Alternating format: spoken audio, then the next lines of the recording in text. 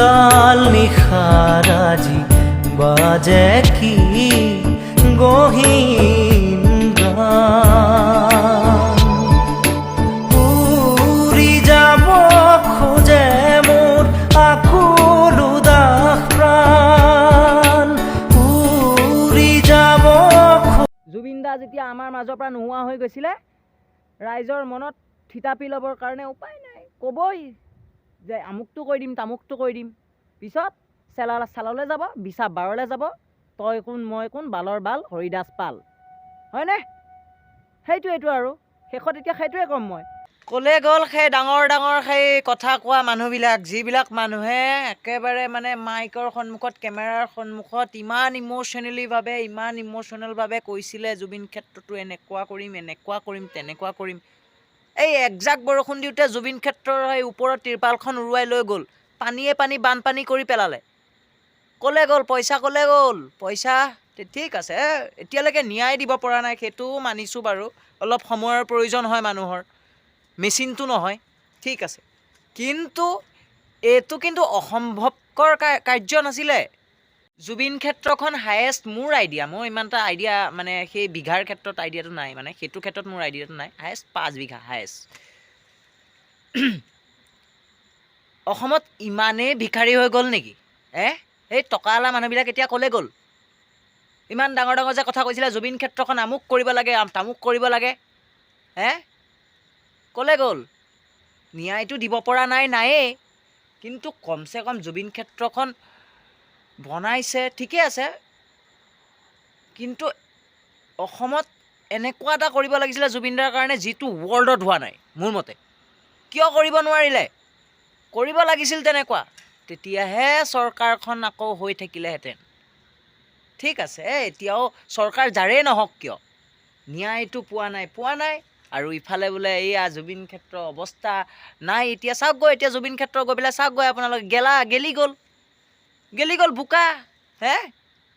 এয়া হৈছে আমাৰ ডেভেলপ, পৰিৱৰ্তন, বাপৰে বাপ। আপোনালোকেও ক'ব যে কাম দেখিছে, সকলোৱে যে কাম কৰি আছে, যোন জুবিন ক্ষেত্ৰত গৈছে দেখিছে যে কাম কৰি আছে। কিন্তু এটা কথা ক'বলৈ যাওঁ, এটা কথা মই ক'বলৈ বিচাৰোঁ, অসমখন ডেভেলপ ইমান সোনকালে কৰিছে, জুবিন ক্ষেত্ৰখনতো এই অসমখনৰ নিচিনা ইমান ডাঙৰ প্ৰকাণ্ড নহয়।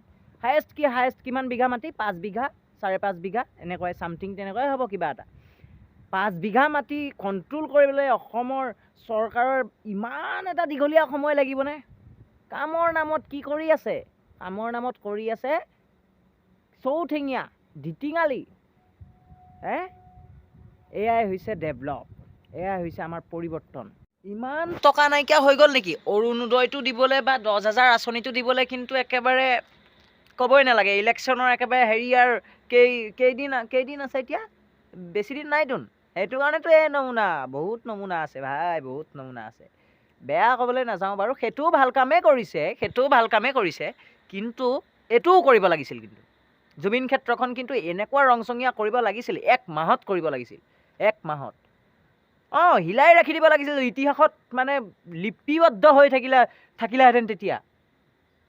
তেতিয়াহে এখন চৰকাৰৰ নাম থাকিলেহেঁতেন, তেতিয়াহে মানিলোহেঁতেন।